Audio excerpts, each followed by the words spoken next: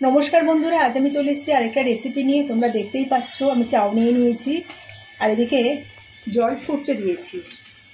জল বসিয়েছি, জলটা ফুটে গেছে। এর মধ্যে দিয়ে দেবো রিফাইন অয়েল 1 চামচ, আর দেবো একটু লবণ।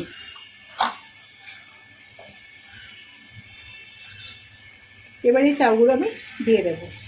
চাউগুলো কিন্তু আমি 60% সেদ্ধ করবো, পুরোটা করবো না। আজকে আমি বানাবো চিলি গার্লিক প্রন এগ চাউ। ভীষণ সুস্বাদু হয় এটা। তো আমি কিভাবে বানাই সেটাই তোমাদের সাথে শেয়ার করছি। এবার একটা খুন্তি দিয়ে একটু নাড়িয়ে দেবো, একটু নেড়ে চেড়ে দেবো।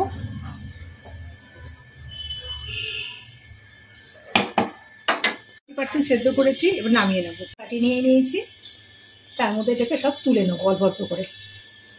জলটাও বেরিয়ে যাবে। এভাবে সবগুলো আমি তুলে নেবো। দুটো ডিম নিয়ে নিয়েছি, আর এখানে কিছু চিংড়ি নিয়ে নিয়েছি। এরকম সাইজে নিয়েছি, এটা যেরকম খুশি সাইজে নিলেই হলো। কড়াইতে আমি 1 চামচ রিফাইন অয়েল দিয়ে দিয়েছি। প্রথমে আমি ডিমটাকে ভেজে নেব। একটুখানি ভালো করে ছড়িয়ে দিচ্ছি, কারণ একদম কম তেল তো।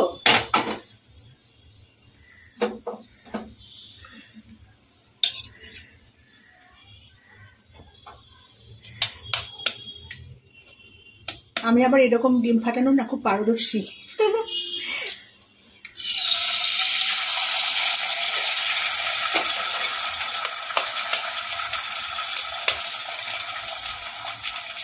এই দেখুন, উল্টো দিকে হয়ে গেল। বললাম না আমি ভীষণ পারদর্শী।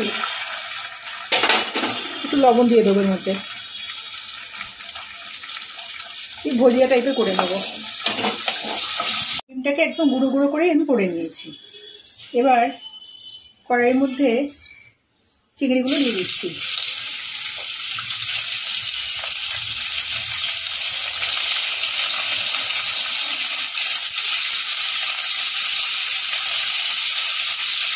অল্প লবণ দেবো চিংড়ির মতো। হালকা একটু ভাজা ভাজা করে নেবো। চিংড়ি তো বেশি ভাজা দরকার হয় না। চিংড়িটা ভাজা হয়ে গেছে। ওই ডিমের প্লেটের মধ্যে আমি চিংড়িটাকে তুলে নেব। একটু সবজি কেটে নিয়েছি, বাঁধাকপি, অল্প একটু গাজর, কাঁচা লঙ্কা, আর এখানে রসুন কুচিয়ে নিয়েছি, আর এখানে নিয়েছি ক্যাপসিকাম, স্প্রিং অনিয়ন, আর এমনি অনিয়ন মানে পেঁয়াজ, আর এটা হচ্ছে পেঁয়াজ শাক। কড়াইয়ে রিফাইন অয়েল দিয়ে দিয়েছি। তেল গরম হয়ে গেছে। প্রথমে দিয়ে দেবো শুকনো লঙ্কা দুটো শুকনো লঙ্কাকে ফাটিয়ে নিচ্ছি। ফাটাতে ভুলে গেছি, আর মুখ চোখ ফেটে যাবে না ফাটিয়ে দিলে।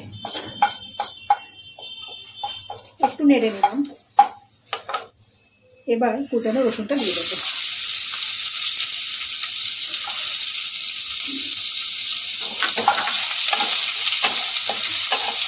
এক মিনিট মতো নাড়বো। এর মধ্যে কাঁচা লঙ্কাগুলো দিয়ে দেবো, কুচিয়ে রাখা কাঁচা লঙ্কা। এবার পেঁয়াজটা দেবো।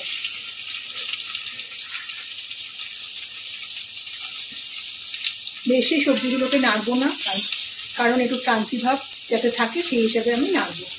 আর হাই ফ্লেমে কিন্তু আমি রান্নাটা করছি। হিটটাকে কিন্তু লো রাখলে পরে নরম হয়ে যাবে, ক্রাঞ্চি ভাবটা থাকবে না। তার এই চাইনিজের যে ব্যাপারটা থাকে সেটা একদমই আসবে।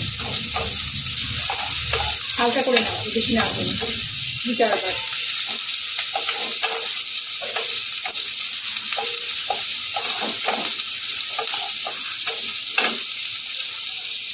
এবার বাঁধাকপিগুলো দিয়ে দিলাম, বাঁধাকপি আর গাজরটা।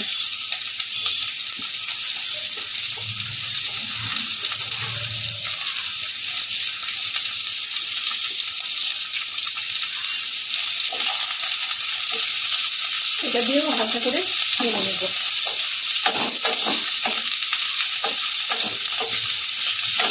সস বানিয়ে নেবো, সেজন্য আমি প্রথমে এটা বাটি নিয়ে নিয়েছি। তার মধ্যে দিয়ে দিলাম 1/2 চামচ মতো চিনি।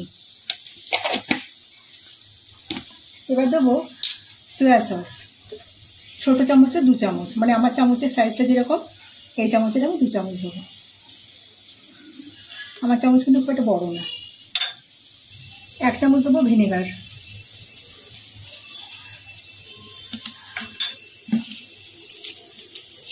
দুটো টমেটো কেচাপের পাতা দিয়ে দেবো। পাতাগুলো রয়েছে, নষ্ট হবে কেন, পাতাগুলোর মধ্যে ইউজ করে দিচ্ছি।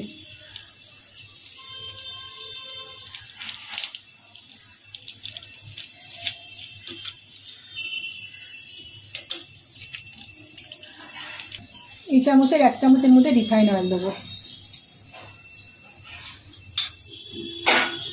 এবার এটাকে ভালো করে ঘেটে নেবো। চিনিটা যতক্ষণ না গলে ততক্ষণ এটাকে ঘাটতে থাকবো। বাঁধাকপিটা একটু নেড়ে চেড়ে নিয়েছি। এবার পেঁয়াজ শাক আর ক্যাপসিকাম একসাথে আমি দিয়ে দিলাম। হাই ফ্লেমে সবগুলোকে আবার একসাথে ভালো করে নাড়বো। মিনিট 4 সময় ধরে নেড়ে নেবো। এতক্ষণ আমি লবণের ব্যবহার করিনি, এবার আমি লবণটা দিয়ে দেবো।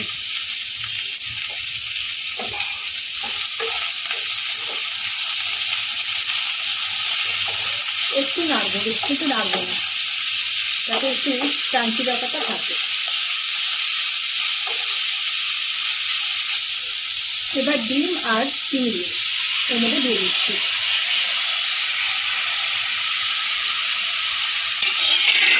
আর যে সসটা আমি বানালাম সেটাও এর মধ্যে দিয়ে দেবো।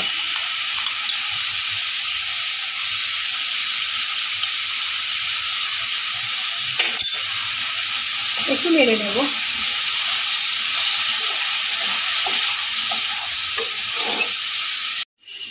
এখন আমি চাউটা অ্যাড করব।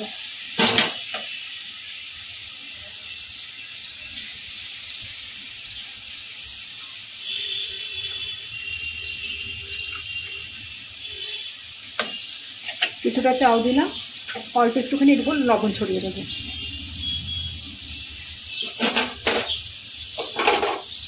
ভালো করে মিশিয়ে নেব।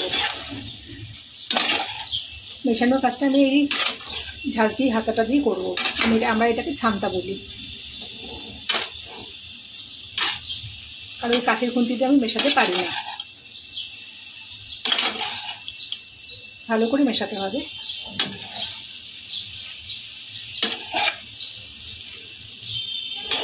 আরও কিছুটা চাউ দিয়ে দিলাম, দিয়ে আবারও আমি ভালো করে নেড়ে চেড়ে নেব। বন্ধুরা, আমাদের কিন্তু চিলি গার্লিক পর্ন এগ নুডলস একেবারে রেডি, একেবারে হয়ে গেছে। গ্যাসটাকে বন্ধ করে দিয়েছি।